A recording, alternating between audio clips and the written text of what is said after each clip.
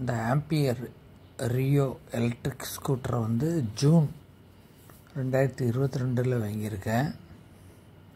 வாங்கினதுலேருந்து service general checkup எதுக்குமே கொடுக்கல. வண்டியில் எந்த இஷ்யூஸும் கிடையாது. நான் வாங்கும்போது ஆக்சுவலாக 56,000 என்னமோ காஸ்ட் இருந்தது. 5,000 அப்போது டிஸ்கவுண்ட் சேல் ஆஃபர் மாதிரி போட்டிருந்தாங்க. 51,000 கொடுத்து வாங்கினேன்.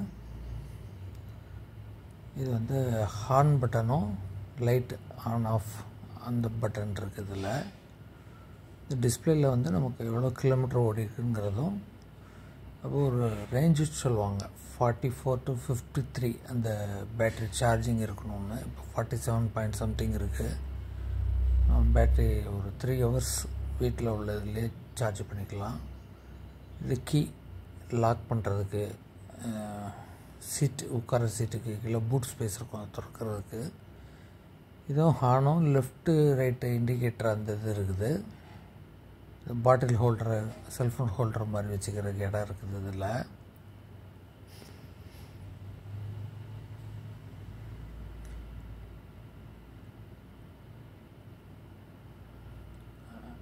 $2020 QC பாஸ்டர்னு ஸ்டிக்கர் ஒட்டியிருக்காங்க. கீழே ஏதோ ஒரு QR கோடு மாதிரி இருந்தது, பட் அது ஏற்கனவே பிஞ்சு போயிருந்தது. அதை நீ தான் பார்த்து ரிமூவ் பண்ணுறேன். மிச்சபடி பேட்டரியில் படாமல் நம்மளே வாட்டர் வச்சு கொஞ்சம் தூசியாக இருந்தால் வாஷ் பண்ணிக்கலாம். சில சமயங்களில் அந்த மாதிரி இந்த டயர்ஸ் எல்லாம் கொஞ்சம் வாஷ் பண்ணியிருக்கேன். இதில் போட்டிருப்பாங்க அந்த லித்தியம் அயன் பேட்டரிங்கிறதுனால இல்லைன்னு சொல்லிட்டு. டயர் வந்து 300க்கு 10 தான் போட்டிருக்காங்க. சஸ்பென்ஷன் வந்து நல்ல 2 சைடுமே அந்த சஸ்பென்ஷன் கொடுத்துருக்காங்க. நல்லா இருக்குது. அது பொதுவாக நேம் பிளேட்டில் ஒன்றும் இருக்காது. நிறைய பேர் எதாவது அவங்களுடைய நேம் அந்த மாதிரி இது பண்ணிடுவாங்க. இதுக்கு வந்து லைசன்ஸு, ரிஜிஸ்ட்ரேஷன், ஹெல்மெட் எதுவுமே கிடையாது. இது வந்து ரொம்ப வெளியூர் நம்ம போகிறோம்னா அந்த இதை ஆஃப் பண்ணி வச்சுக்கலாம். இல்லைனாலுமே நீங்கள் 1 month கூட யூஸ் பண்ணலனாலும் எடுத்து அப்புறம் ஸ்டார்ட் பண்ணணும், ஸ்டார்ட் ஆகிரும். அதுதான் இதில் ஒரு பெரிய ப்ளஸ்ன்னு நினைக்கிறேன். மிச்சம் ஃபியூல் பெட்ரோல் பைக்கிலெல்லாம் அந்த இஷ்யூ ரொம்ப இருக்குது. ஒரு வாரம் கூட நீங்கள் வண்டி எடுக்கலாம், நம்ம ஸ்டார்ட் ஆகாது, செல்ஃப் எடுக்காது, கிக்கரும் பிரச்சனை பண்ணும், ஸ்பார்க் ப்ளக்கை பார்க்கணும், இல்லை பேட்டரி டெட் ஆகிருந்து ஏதாவது சார்ஜ் பண்ணணுன்னு அந்த இஷ்யூஸ்லாம். ஏன்னா நான் நிறைய எல்லா 2 வீலரும் யூஸ் பண்ணியிருக்கேன். Hero, TVS, Splendor, Honda Activa அப்படின்னு எல்லாத்துலேயும் எனக்கு அந்த இஷ்யூஸ்லாம் இருந்தது.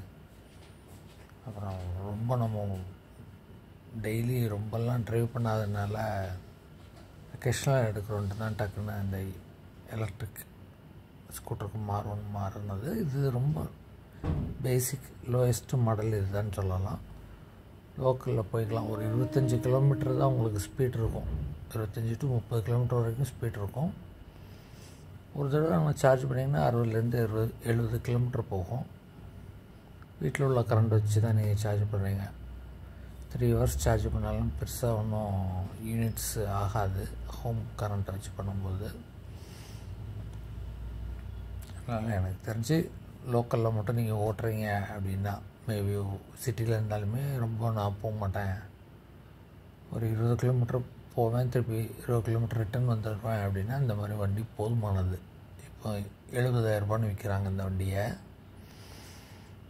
Basic model. இதில் இன்னும் கொஞ்சம் லாங்காக போகணும், ஸ்பீடாக போகணுன்னா அதுக்கு தகுந்த மாதிரி 80,000 ஒரு மாடல் இருக்குதுன்னு நினைக்கிறேன். அதுக்கப்புறம் 1,50,000 ஒரு மாடல் இருக்குது. அவங்க ஆம்பியர் 3 மாடல் விற்கிறாங்க. அதுபோக உங்களுக்கு ஏத்தர், ஹீரோ எலக்ட்ரிக் இருக்குது. அந்த மாதிரிலாம் வெவ்வேறு மாடல்ஸ் இருக்குது. அதில் வெவ்வேறு அந்த ஸ்பீடு போகிறதெல்லாம் இருக்குது. பேட்ரியுமே வந்து இதில் வந்து பேட்ரி தனியாக கழட்டி எடுக்கிறது ஒரு ப்ராசஸாக இருக்கும். அதனால் அதில் வச்சு சார்ஜ் பண்ணிடுவேன்.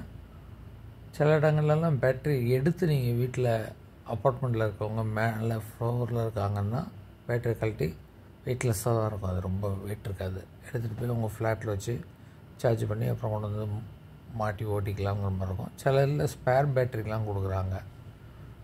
ஒரு வண்டிக்கு வந்து 2 பேட்ரி இருக்கும், வண்டிக்குள்ளே இருக்கும். ஒரு குறிப்பிட்ட தூரம் போய்ட்டு உங்களுக்கு அந்த பேட்டரியில் இதாகலைன்னா ஆட்டோமேட்டிக்காக அது இன்னொரு பேட்டரிக்கு மாற்றி கண்டினியூவாக ஓட்டிகிட்டு போகிற மாதிரி. இப்போ 100 கிலோமீட்டர் போகிறீங்க, 50 கிலோமீட்டரில் ஒரு பேட்டரியோடைய இது முடிஞ்சிருச்சு அப்படின்னா இன்னொரு 50 கிலோமீட்டருக்கு ஒரு எக்ஸாம்பிளுக்கு அது சொல்கிறேன். அந்த மாதிரி சாதாரணமாக அந்த மாதிரி பவர்ஃபுல்லாக போடுறதெல்லாம் வந்து ஒரு சார்ஜில் ஒரு பேட்டரி 100 கிலோமீட்டர் போகும். ஸோ அப் அண்ட் டவுன் நீங்கள் 200 கிலோமீட்டர் போய்ட்டு வரணும்னா அந்த 2 பேட்டரி வச்சுட்டு நீங்கள் இதில் போய்ட்டு வந்துடலாம். அது மாதிரி நல்ல ஸ்பீடுங்கிறதுமே நான் இதில் வந்து 25-30 சொல்கிறேன்னா சிலது 60-70 நார்மல் பைக் மாதிரியே ஸ்பீடு போகும்.